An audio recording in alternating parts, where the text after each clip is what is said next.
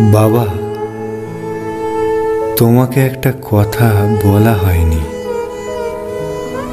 অনেকদিন ভাবছি বলবো, সামনে বলার সাহস নেই, তাই চিঠির মধ্যেই লিখব। আমরা ভালো আছি বাবা, তুমি কেমন আছো? কাজের লোক আসছে? জানো তো, এই শহরটায় এখন অকাল বর্ষণ, সব কিছু যেন ভাসছে। বাবা, আমাদের সামনের বাগানটায় এখনো বাচ্চারা খেলাধুলো করে, নাকি সবাই বড় হয়ে গেছে, সবাই বন্দি ঘরে? বাবা, মনে আছে তোমার আঙুল ধরে দাঁড়ানো, প্রথম শুরু করি চলা? মনে পড়ে সেই ছেলেবেলার দিনগুলো, জড়িয়ে থাকা তোমার গলা?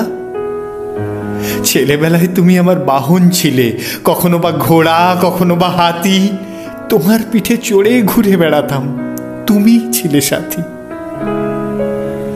তোমার হাতেই হাতে খড়ি, তোমার হাত ধরেই শুরু লেখা। তুমি আমার জীবন ছিলে, তোমার চোখেই বিশ্ব দেখা। মনে আছে বাবা, সে স্কুলের আবদার, টিফিনের জন্য 5 টাকা? জেনে বুঝেই বুক পকেটে রাখতে, ভালো করেই জানতে কে করছে ফাঁকা। সারাদিনের কর্মক্লান্তির পর যখন তুমি ফিরতে, তখন আমি ঘুমে।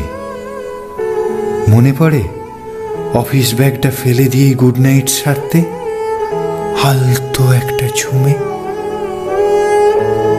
আমার আবার সেই আদর খেতে ইচ্ছে করছে বাবা, ইচ্ছে করছে তোমায় জড়িয়ে কাঁদতে। এখনো কি ভোরবেলা ওঠো তুমি তোমার গলা সাধতে? মনে আছে বাবা, ছুটির দিনের সেই আবদার, আজকে কিন্তু চকলেট না হলে আইসক্রিম দিতেই হবে, আজ কিন্তু রোববার। কেরানির চাকরি করেও হাসি মুখে মিটিয়েছ সকল বায়না। জানো তো বাবা, তোমার নাতিও এখন খুব বড় হয়েছে, পায়ে অনেক মাইনা। বাড়ি, গাড়ি, ফ্ল্যাট অনেক কিছু পেয়েছে নাকি ও দেশে গিয়ে। ওখানেও সুখেই আছে নিজের কাজটা নিয়ে। সময় মতো ওষুধ খাও তো বাবা, তোমার সুগারটা কিন্তু বড্ড বাড়া। খোকনকে যেন চিঠি লিখেছি 2 মাস, এখনো দেয়নি কোনো সাড়া। জানো তো বাবা, সেদিন ডাক্তার দেখালাম, আমারও সুগার ধরা পড়ল। গিন্নি বললে বাবার মতোই রোগের বংশ ধরল। অনেকদিন পর ওর মুখে তোমার নামটা শুনে বুকটা কেমন কেমন করলো। তাই চিঠি লিখছি বছর 10 পর, ভেব অভাগা ছেলের তোমায় মনে পড়ল। তোমার হয়তো চুল পেকেছে, মাথায় পড়েছে টাক, গায়ের চামড়াও আলগা হয়েছে, কোমরে ধরেছে বাঁক। সত্যি কথা বলতে কি জানো, আজ আমার জীবন সার্থক বাবা। তোমার ছেলে আজ তোমার মতোই, শূন্যতা ঘিরে শুধু ছেলেবেলা ভাবা। এখন বুঝি আমাদের চলে আসার সময় তোমার ওই মুচকি হাসিটার মানে। হাজার কষ্ট এড়িয়েও ওই শুকনো হাসিটা এখন এ অভাগা বাপটাও জানে। জানো তো বাবা, এখন মাঝে মধ্যেই ঘুমের মাঝে তোমার ওই ডাকটা, খোকন গেলি কই, কানে বাজে।